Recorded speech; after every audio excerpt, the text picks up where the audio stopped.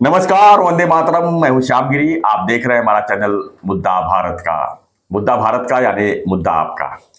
आज गणतंत्र दिवस है। सबसे पहले 26 जनवरी की आप सभी को शुभेच्छा। और हम जो है चाहेंगे कि आप कमेंट बॉक्स में वंदे मातरम, जय हिंद से कमेंट बॉक्स पूरा भर दीजिए, क्योंकि आज गणतंत्र दिवस है, आज़ादी का पर्व है। तो आगे बढ़ेंगे। हमारा जो मुद्दा है, आज का मुद्दा हमारा है मनोज जरांगे पाटिल का, जो मराठा आरक्षण के लिए जो एक चेहरा बन चुके हैं। आज उनको सफलता मिली है, ऐसा देखा जा रहा है कि सरकार ने उनकी सभी मांगे मान ली है। और ये क्या मांगे थी, कैसे मान ली है, इसी पर हम चर्चा करेंगे कि आखिर में ये जो मांगे मान ली गई है, क्या ये कोर्ट में टिक पाएगी, क्या आरक्षण का मुद्दा जो है आगे खत्म हो जाएगा। यही सब विषयों पर हम चर्चा करेंगे। हमारे साथ में नवभारत के वरिष्ठ पत्रकार सूर्यप्रकाश मिश्रा जी। हम इनसे जानेंगे कि क्या जो आरक्षण का मुद्दा जो सरकार ने मान ली, क्योंकि काफी दबाव था सरकार के ऊपर, क्योंकि मुंबई की तरफ जो है लाखों करोड़ों संख्या में लोग पहुंचते तो क्या होता है। हालांकि उनको नवी मुंबई में रोक दिया गया है और सरकार ने सीधा सीधा कह दिया कि हम उनकी सभी मांगे मान ली है और उनको जो है वहीं से वापस जाना चाहिए। क्या मनोज जरांगे वापस नवी मुंबई से बैक टू पवेलियन हो जाएंगे? क्या है उनकी मांगे, क्या सरकार ने मांगी है, ये सब चर्चा का विषय है। मिश्रा जी, आपका स्वागत है हमारे चैनल में। 26 जनवरी की आपको भी शुभेच्छा। क्या कहेंगे सर, ये जो 4-5 दिन 20 तारीख से जो उनका चालू हुआ है दौरा, पैदल जर्नी, सरकार पर काफी दबाव था, यानी करोड़ों लोग जो है मुंबई पहुंच जाएंगे, मुंबई का क्या होगा, मुंबई के लोग पैनिक में थे। आज थोड़ा अंत होते हुए दिख रहा है, ऐसा लग रहा है आपको? देखिए, सबसे पहले मैं गणतंत्र दिवस की हार्दिक शुभकामनाएं देता हूं अपने सभी दर्शकों को।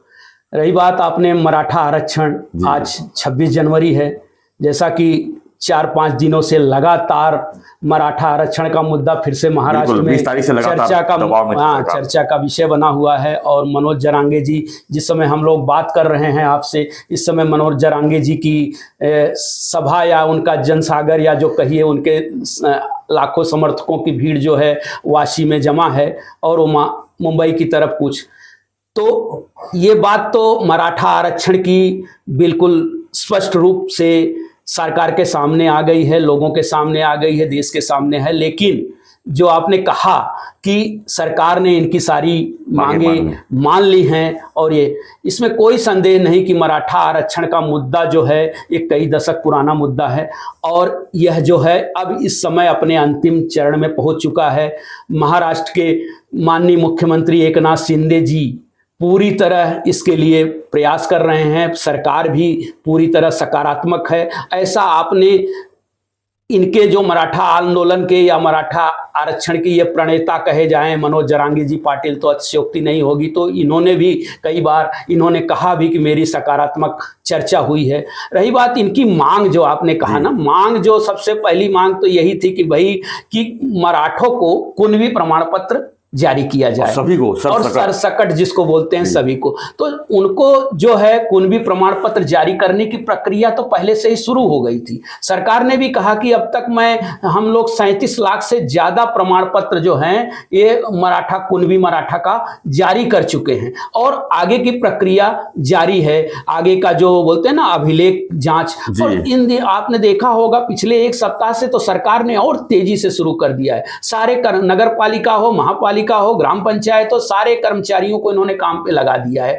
तो जिस तरीके से सरकार प्रयास कर रही है तो उससे दिखाई देता है। हालांकि ये सभी जानते हैं कि मराठा समाज महाराष्ट्र का डोमिनेटिंग समाज है और बहुत बड़ा समाज है एक तरह से। उनकी मांगे भी कुछ हद तक बिल्कुल जायज लगती हैं और सरकार इसके मामले में सरकार भी और विपक्ष की भी सकारात्मक भूमिका है। रही बात कि आगे ये किस तरह से जाएगा, सुप्रीम कोर्ट में भी मामला चालू है और क्यूरेटी याचिका भी चल रही है, उन्होंने किया है। तो इस समय सरकार सबसे बड़ा जो उनको एक तरह से राहत देने का प्रयास कर रही है कि वो कुनबी प्रमाण पत्र जारी करने। मनोज जरांगे जी ने कहा कि माता के पक्ष के तरफ से भी उनको ये जारी किया जाए। तो सरकार ने उनकी ये भी मांगे जो है उस पर लेकर सरकार सकारात्मक है। तो जैसे आप कहा जाए ना, आप चर्चा करते हैं कि जिस तरह एक होता है गिरी जी कि एक देश में एक चर्चा होती है कि जैसे मोदी है तो मुमकिन है, तो उसी तरह शिंदे हैं तो संभव है।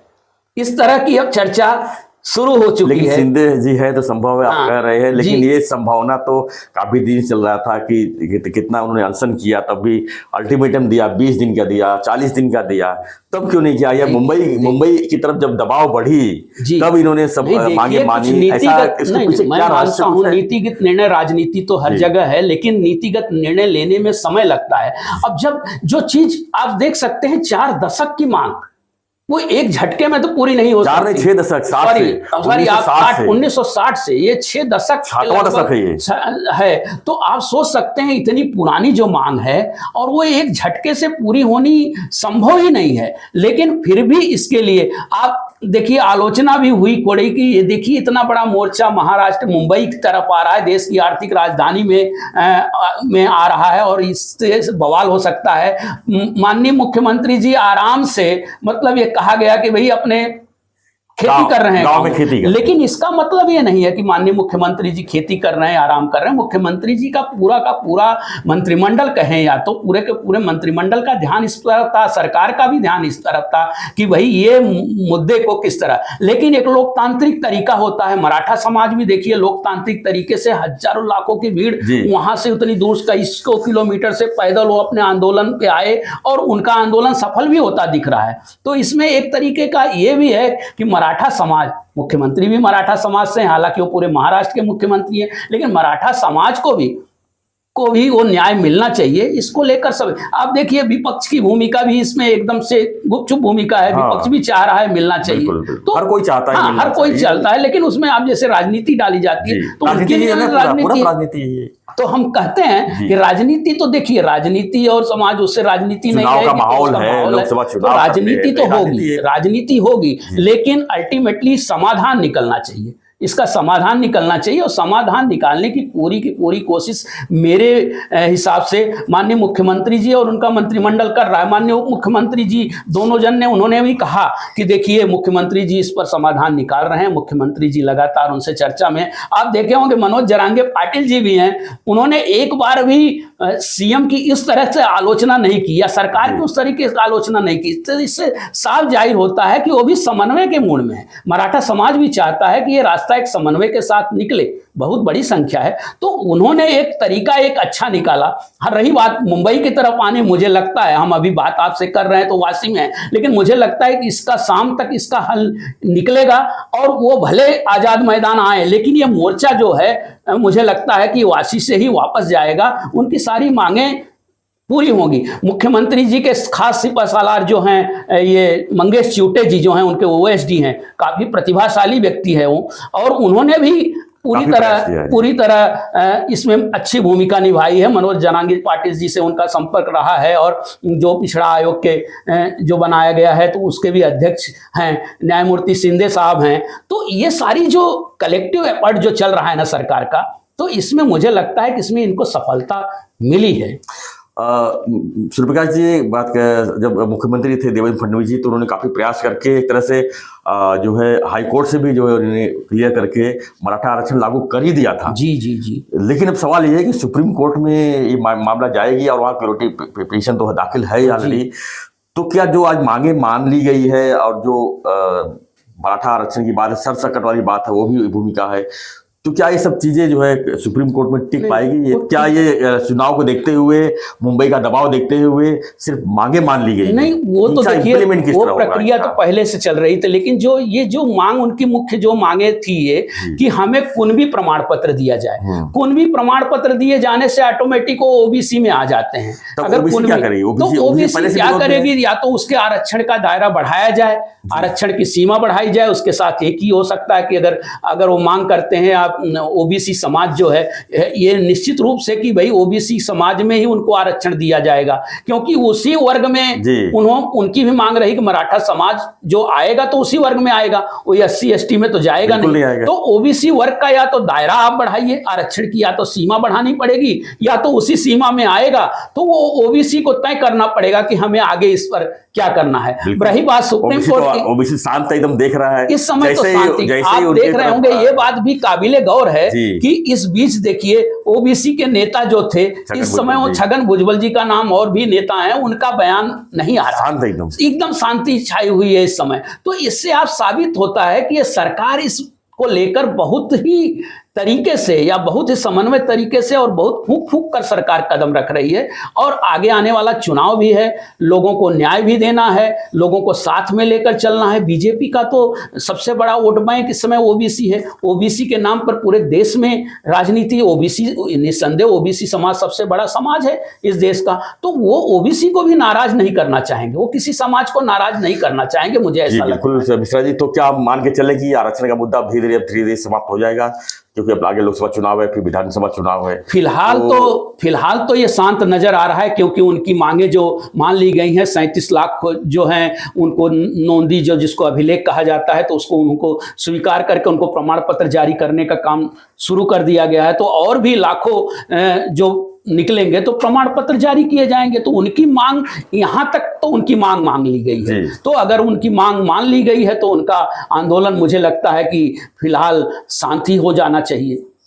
धन्यवाद मिश्रा जी। तो हम आगे देखने की विषय है कि ये मोर्चा का जो है अंत तो दिख रहा है कि अब शायद मांगे मान ली गई है तो मोर्चा वापस लेना ही पड़ेगा, और दबाव जो है सरकार के ऊपर एक तरह से थी वो भी अब कम हो जाएगी। लेकिन सवाल यही उठता है कि मराठा आरक्षण का जो मुद्दा है, क्या अब ये खत्म हो जाएगा? क्या उनके जो चीजें थी जो सरसकट वाली, एक बात और आपने जैसे कहा ना, सिंधे हैं तो संभव है, इसलिए मैंने ये कहा कि सिंधे हैं तो संभव, इसलिए मैं ये कहना चाहता हूं बात कि आप देख रहे हैं कि वही सिंधे गढ़चिरौली पहुंच जाते हैं आदिवासियों के बीच नक्सलियों के खिलाफ आंदोलन में, वही सिंधे दाऊद पहुंच जाते हैं 3.5 लाख का देश के लिए आपके मुख्यमंत्री के जवाबदारी है, मुख्यमंत्री के रूप में लाते हैं, और वही सिंधे गली में भी पहुंच जाते हैं डीप क्लीनिंग करने के लिए। तो सिंधे हर जगह, वही सिंधे अपने गांव में खेती करने के लिए भी पहुंच जाते हैं। तो कुछ इस तरह का माहौल बन रहा है, बताना चाह रहे हैं, मेहनत कर रहे हैं, क्या करना चाहते हैं। ये सिंधे जी का तो ये मुझे नजर आता है कि भैया वहां राम भी हैं, काम भी हैं उनके काम, तो ये चीजें हैं। हम उम्मीद यही करेंगे कि जो ये मामला है जो आरक्षण का जल्दी समाप्त हो, और जो दबाव है सरकार के ऊपर वो भी समाप्त हो, और आगे की पल की हम जानकारी जो है मराठा आरक्षण के ऊपर हम आप तक पहुंचाते रहेंगे। बने रहिए हमारे साथ। हाँ, एक रिक्वेस्ट है, हमारा चैनल को अगर सब्सक्राइब नहीं किए सब्सक्राइब कीजिए और बने रहिए हमारे साथ, देखते रहिए हमारा चैनल मुद्दा भारत का। धन्यवाद, जय हिंद।